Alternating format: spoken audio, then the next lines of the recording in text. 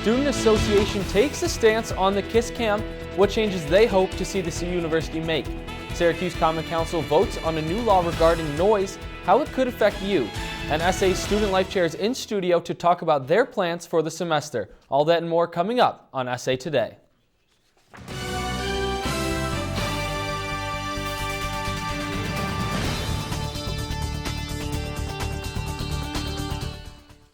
After amending their proposal from last week, Student Association adopted a bill taking an official stance on the Kiss Cam. The legislation calls for predetermined fans to appear on the Kiss Cam, but this version allows for the use in the student section as well as the rest of the Carrier Dome. While this bill does not make any changes, it will be taken into consideration for the university's decision. And Student Association is also working with Otto's Army to incorporate a $100 athletic fee into each student's yearly bill. Instead of the $200+ students currently pay for football and basketball season tickets, the new fee would mimic other ACC schools, but SA President Aisha Sadat says students could ask for a refund. SA and Otto's Army is hoping to increase student attendance at games. Another way Otto's Army is hoping to boost attendance is to create a point system to reward students for showing their orange pride. Students could get points by going to games and trade them in for prizes. The Otto's Army Executive Board is working with SU Athletics Marketing Department to create a mobile app for students to use to check into events and track points earned. They are hoping to start using the app within the next year. I sat down earlier today with Keelan Erhard, he's the chair of SA's Student Life Committee, to talk about his goals and initiatives for the rest of the semester. First of all, I want to thank you, Keelan, for taking the time to sit down with us today. Well, thank you for having me. I know one of the things that your committee wants to try and put in place in the future is getting some sort of dining center into the Syracuse Stage area. Can you talk a little bit about that process? Right. So right now, as we know, in the warehouse, there's the Warehouse Cafe for the design students who spend a lot of their time down there. But unfortunately, at Syracuse Stage, they don't have the same facility. Unfortunately, when they need to get lunch or dinner, sometimes they don't have the time, just because the way that their classes are scheduled, and then with the bus schedule as well, it's hard for them sometimes to get back to campus to get to a dining hall to eat. So because of that, we were looking into implementing a dining facility into Syracuse Stage, something sort of like the Warehouse Cafe. However, there are troubles with that just because of the space in the facility. There really isn't too much space right now that can go along with all like the health codes that are necessary and safety codes. But they're looking forward to implementing that sometime in the future through the Fast Forward plan. They're looking to do that as long as just remodelings of the stage in general, and then hoping that when they do the remodels, that also a facility will be implemented where they can go and eat. And in addition to the trying to add food options to the students at the Syracuse Stage, the Student Life Committee has partnered and created a food services committee. Is that right? Yep. So we actually just had a meeting this past Friday. It's myself, one of my committee members who's a nutrition major, as well as 3 other nutrition majors, 2 that she brought in and 1 that I brought in. And we came together and brainstormed ideas of maybe things that we saw that we could be improved in the dining facilities on campus. And we met with the directors of the various dining halls as well as food services on Friday to talk about some of the things. I also administered a survey out to students, so I came collected with those results. So far I have 200 respondents. However, I'm hoping to increase that amount. And in the survey, I asked students about the services that are provided on campus and how they feel about them. And it came out that around 52% of those that were surveyed came out dissatisfied with the quality of the food in food services. A lot of the comments that people made were regarding the quality of the food, how it tasted, as well as just fruits and vegetables, making sure we always have fresh, ripe fruits and vegetables rather than ones that are moldy, too ripe, or not even ripe at all. And I voiced some of the concerns to the members of food services. And for terms of quality, they weren't really budging too much on that. They made it seem like all the food that we get is kind of the same food that other universities get as well. However, I don't really quite agree with that, and I think that we could still push to get better quality food on campus. They also made it seem like it was a bidding battle. They say that they put an item out to their various suppliers, and then the suppliers will bid on the item, how much that they will sell the item for to the school. and then they determine based off of that which supplier they'll go with for the food. But I think that that might not be necessarily the right approach to doing so in order to pick the best food for the students here on campus. And then something else that we're looking into is just getting more healthier options in the dining hall, being with 4 nutrition majors that are on the committee. They're going to be partnering with the registered dietitian that works with food services and helping to create interesting or more unique meals and healthier meals, as well as maybe even doing tabling at some of the dining halls to maybe give samples of these new creations, or maybe even telling students, hey, look at everything we have in the dining hall. If you get this item from over here, this from over here, and you put them together, then you can get a full balanced meal. So going forward with this committee, do you think they're going to become more receptive to your concerns and student concerns in general? I think that they will. One thing that they mentioned that they were wary of was the number of students that we had polled. They didn't think that 200 was an accurate representation of necessarily the students' opinions, just because they said that there are 7,000 students that have meal plans. So I think that once we administer that survey out to the entire student body, I shall probably include it in an email soon out to the entire student body, as well as initiatives that all of the committees are working on. So I hope that when that goes out, I'm hoping to get 100 to 200 more responses, and then maybe they'll take the information more at heart rather than just the 200 responses. But I think that just communicating with them and maybe also talking to other schools, maybe talking to their food services, seeing where they get some of their sourcing from, I think that could also help. We'll have to pay attention to this as it moves forward. Thank you so much for being on the show today. I really appreciate it. All right, thanks.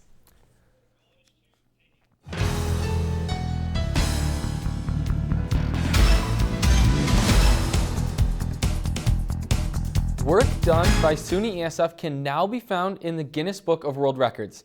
They helped set the world record for the most trees planted in 1 hour. Just over 1,000 volunteers across North America worked together to plant 202,935 trees.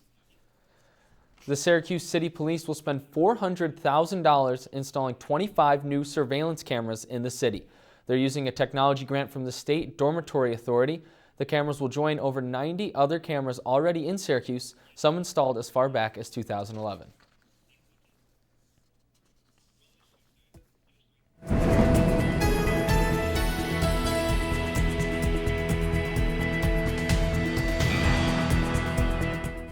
Taking a look at the quad cam, the weather bounced between sunny and raining today on campus, with temperatures staying in the mid-50s.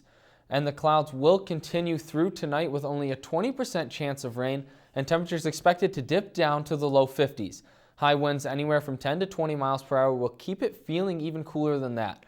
Looking at tomorrow, we'll have the occasional rain shower, about a 60% chance, and it likely won't get above 55 degrees. Those winds will stay strong at 10 to 20 miles per hour, making it officially fall weather. As we look ahead to the rest of the week, our chances of rain continue through Sunday with anywhere from 50 to 70% chances. And with the exception of Thursday, temperatures should stay in the 50s and even into the 40s. There is a chance it will dip below freezing overnight on Saturday and Sunday, and some of the mountains in the area could see their first dusting of snow. When we come back, what controversial magazine is covering up its models? And a statistic that will make you think twice before sharing your stapler at work. My name's Steve. My family's lived in this neighborhood for years. Recently, things got so tight, we had to go to our local food bank for help. I lost a lot of sleep worrying about what the neighbors might think. That is until I saw them there, too. How'd I do, Steve? A little stiff. You could have done a little better. What? Come on. You know, I have an Academy Award. Yeah, but not for playing me. Play a role in ending hunger. Visit feedingamerica.org/hunger and find your local food bank.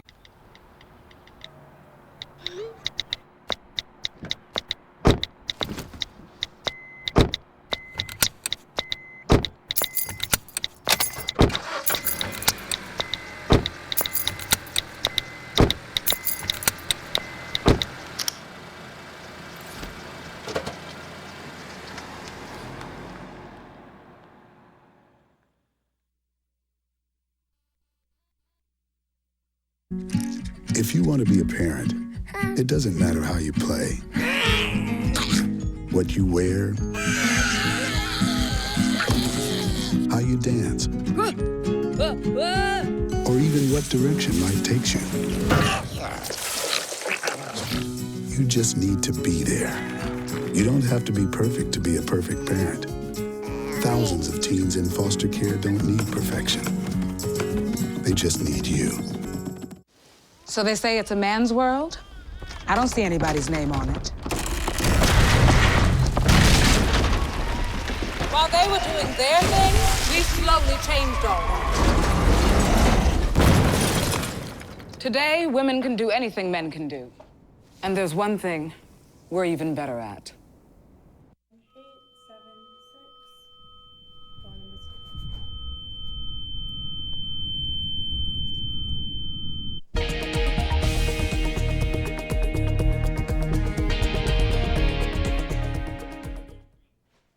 Tonight, the first Democratic presidential debate of the season will be held in Las Vegas. The 5 candidates taking part are Hillary Clinton, Bernie Sanders, Martin O'Malley, Jim Webb, and Lincoln Chafee. The event will be moderated by Anderson Cooper, and you can watch tonight at 8:30 on CNN. Today, former New England Patriots player Aaron Hernandez is back in court. Hernandez has pleaded not guilty to the murders of 2 men outside a Boston nightclub in 2012. Hernandez is currently serving a life sentence from a different murder tried earlier this year. A former Texas A&M football player is in custody after police say he stabbed and killed a jogger in Dallas. Thomas Johnson was a wide receiver at the university in 2012, and authorities say he confessed to using a large weapon to kill the jogger.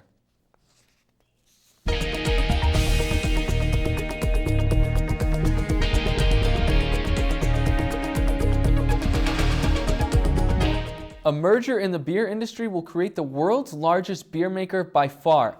Anheuser-Busch says it will buy its main rival, SAB Miller, for $104 billion, which will create sales of $55 billion and bring 9 of the world's top 20 best-selling beers under one roof. Those include Bud Light, Coors, and Miller Genuine Draft.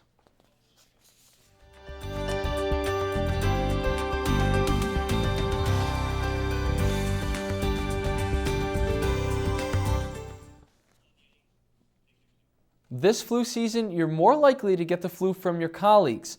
A survey done by Staples found 55% of people who caught the flu still went into work while sick. Employees said they go in because they believe there's too much going on at work to take a sick day. The Center for Disease Control recommends that everyone who is older than 6 months get an annual flu shot. SU is offering free flu clinics tomorrow, next Wednesday, and Tuesday the 27th from 11 a.m. to 2 p.m. And many girls get ready for a night out by wearing sky-high heels. But what they're not thinking about is arthritis and long-term joint pain. But that's exactly what doctors are trying to warn women about.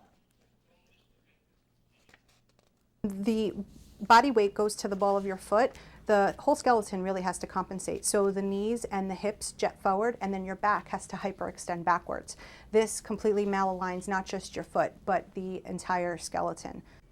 The American Podiatric Medical Association recommends women wear heels no higher than 2 inches or to only wear stilettos in moderation. When we come back, what you won't be able to find in Playboy anymore, and a look at the weather for your walk to class in the morning.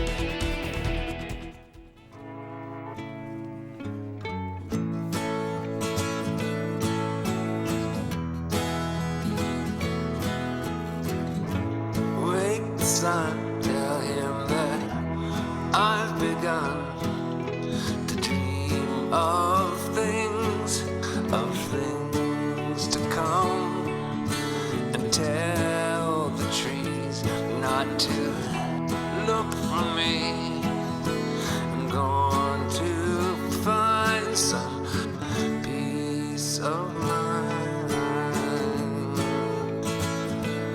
Wake the sun. Wake the sun, wake the sun, wake the sun.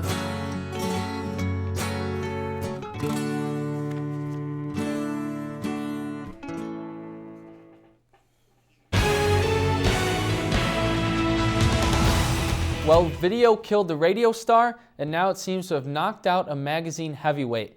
Playboy is famous for its racy magazine filled with nude photos, but come March, they are going to be taking away nude photos from the magazine. That's all the time we have for SA Today. Thank you for watching. Coming up after the break, sports on the quarter. You won't want to miss it.